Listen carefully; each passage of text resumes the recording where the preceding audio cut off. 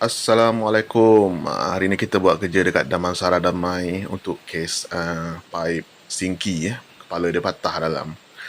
Jadi macam biasalah kita potong dulu sebab customer dia nak tukar tile. Kita potong, kita hack.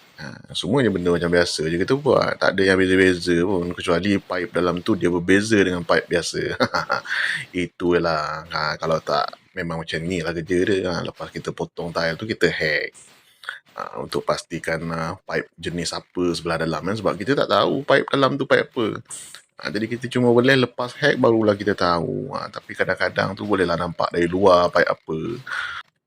Jadi untuk pasang tile balik memang kita kena bersihkan betul-betul bahagian tepi dia.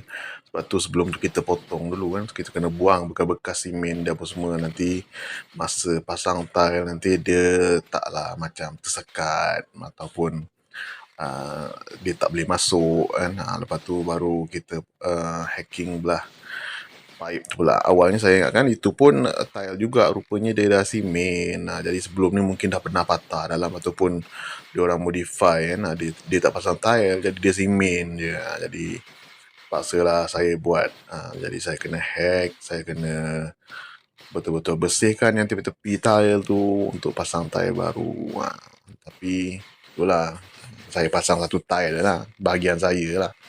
Yang bahagian orang lain tu takkanlah saya kena ganti juga tile tu kan. Kecuali deal lah. Macam tu. Kalau deal kata tambah garam, tambah kuah, kita boleh je buat macam tu. Cuma inilah penampakan di dalam tu. Pipe apa tu nampak tu. Nampak macam pipe PVC kan. Dia punya fitting tu patah. Jadi sebenarnya saya dah try guna stretcher juga untuk buat untuk buang patah tu, tapi tak boleh. Jadi kita panaskan je lah. Panaskan, kita tarik keluar. Dan dah pun saya sambung dah. Saya lupa nak ambil video buat sambung tadi. Lepas tu saya start simen-simen. Lepas tu kita pasang tile. Macam biasalah kita pasang tile. Lepas kita pasang tile tu kita kena lap. Sebab tak nak lah macam bekas-bekas simen tu nanti susah. Kita nak pasang simen putih pula kan. Lepas kita lap macam tu, kita pasang simen putih. Lepas tu dah siap dah. Jadi kalau ada apa-apa masalah, hubungi saya.